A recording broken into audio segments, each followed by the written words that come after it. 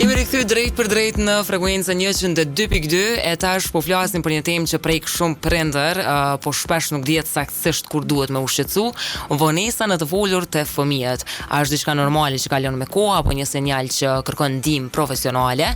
Për këtë e kemi me pyet logopedën që kemi të ftuar sot në studio, Blerina, për më na shpjegoj zhvillimin e gjuhës edhe kur prindërit duhet me u shqetësu. Mirë se ke ardhur, Blerina. Faleminderit shumë Viola për ftesën. Është ndër dhe kënaqësi me qenë këtu bashkë me juve. Atëherë logopedia është një prej shkencave që studion dhe merret me identifikimin vështirësitë në të folur, në gjuhë dhe komunikim. Vonesa në të folur, atëra duhet të shqetësohet prindrit. Vonesa në të folur është një prej pikave në cilët i prek shumë fëmijë. Kështu që qysh prej fillimit nga lindja, zakonisht prindërit mendojnë që fjalët e para janë ato të cilat komunikimi fillon nga fjalët e para, por në fakt komunikimi fillon shumë më herët. Që nga lindja fëmijët ose foshnjët fillojnë që të dëgjojnë zëra, fillojnë që të dëgjojnë komunikimin, të njohin. Kështu që fillojnë me e ditë. Fjala e parë me kuptim fillon në moshën 12 muajshe, për shembull mama, baba ose uj. Pastaj është në fillim mosha 6 muajshe ku fillon belbëzimi. Këtu kemi pra mama, dada, por nuk është fjalë me kuptim. Janë vetëm belbëzime ku foshnjët fëmijët në këtë rast eksperimentojnë me gjuhën komunikuese, dhe që është një nga shenjat më kryesore. Pastaj në 12 muajshe është kur fëmijët e thojnë fjalën e tyre të parë, mama ose baba ose ndonjë fjalë tjetër, për shembull uj, tete, teta e kështu me radhë.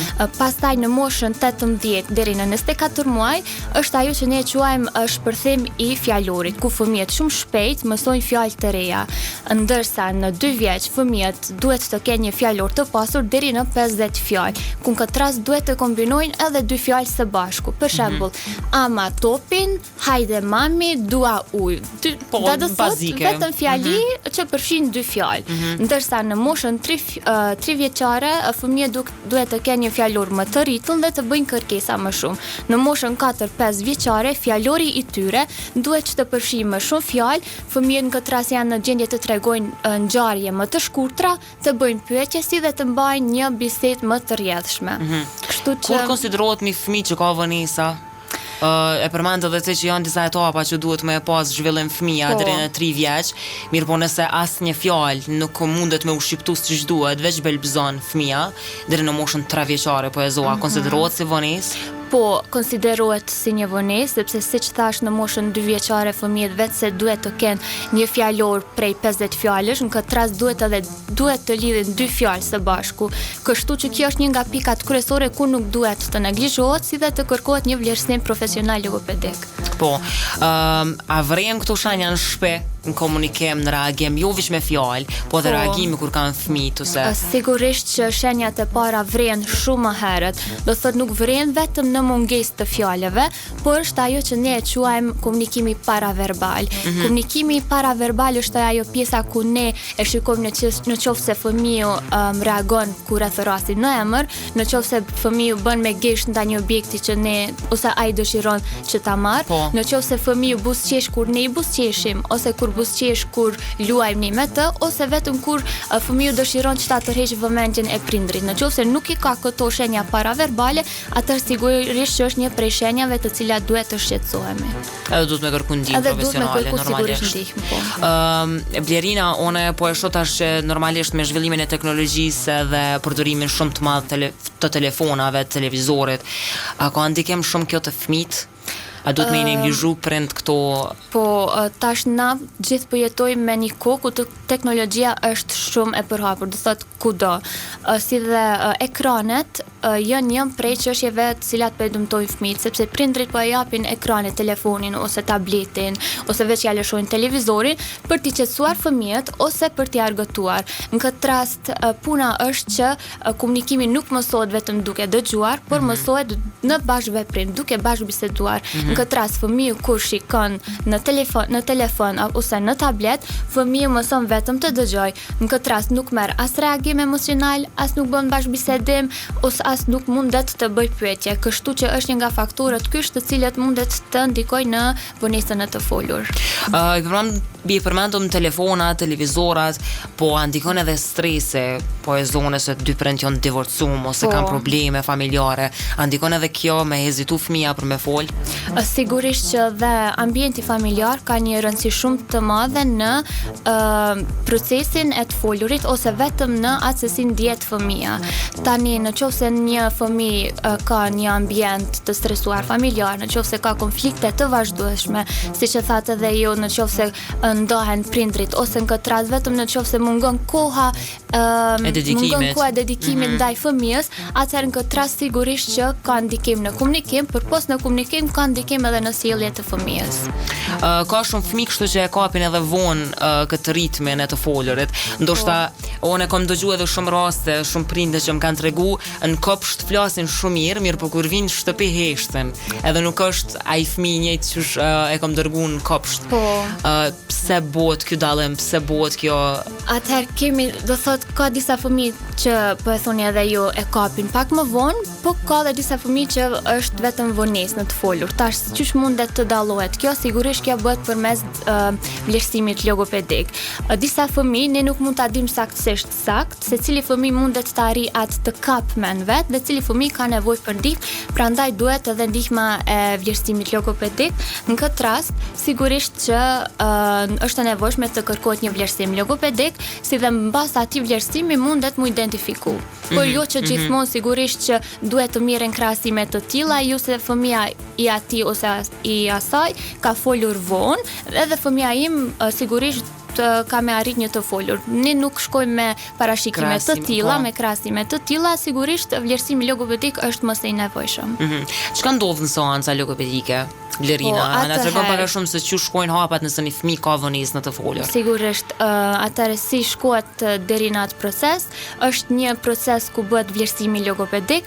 Gjatë vlerësimi logopedik ne shikojmë se fëmia në çfarë niveli ka gjuhën ekspresive të shprehurit, pjesën receptive të kuptuarit, sa arrin të ketë bashkëbisedime të tjerët në pjesën edukative dhe në pjesën e sjelljes, në pjesën e vëmendjes, si dhe në aspekte të tjera zhvillimore.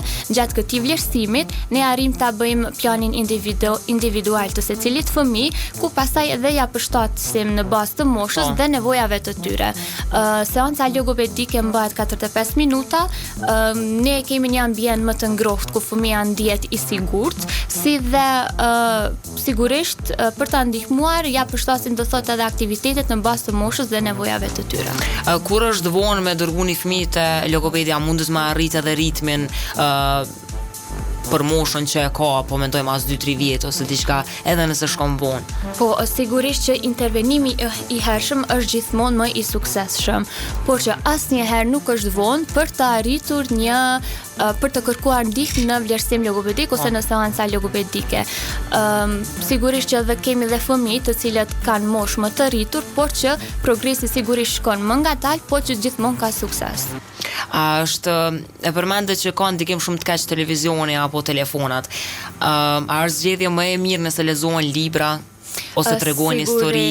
Po, sigurisht në vend të telefonave të televizorit, sigurisht që është mirë që prindi ta kaloj kohën më shumë me fëmijën duke lexuar libra, duke bërë aktivitete, sepse në këtë rast ja zhvillon dhe komunikimin e tij.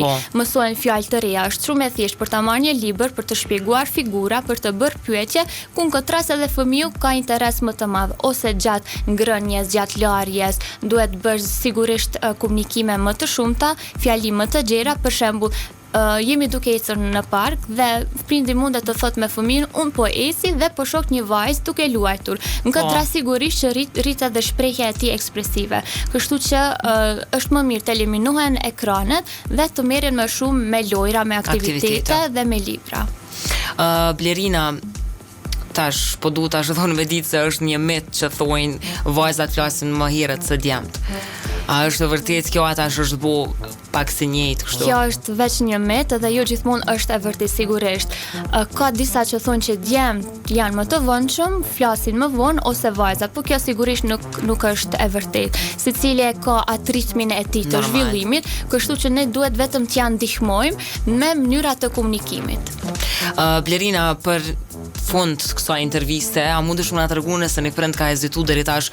Unë e kuptoj plotësisht se e ndjej një dhimbje të madhe, ndoshta pse fëmia nuk po flet si fëmijët e tjerë, se normalisht kanë me bukë krahasime mandej, edhe nuk ndjehen mirë kur e shohin vonesën te fëmijët e tyre, edhe ndoshta as vetës nuk ja pranojnë kështu tamam që nuk po fol fëmia.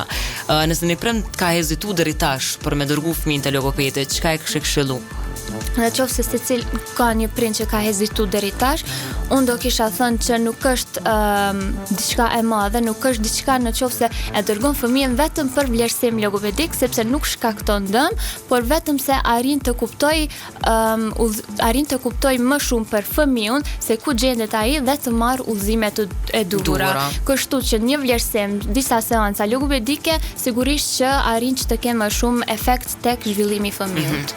Blerina, të falenderoj shumë për këtë bisedë, por shpresoj që edhe dëgjuesit Radio Plusit kanë marrë ndihmën edhe i ke motivu për me ardhur te logopedi.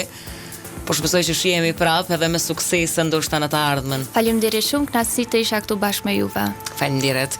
Ne dëgjues Radio Plusit po vazhdojmë me I Like You nga Post Malone dhe Doja Cat, mandej rikthehemi përsëri në studio.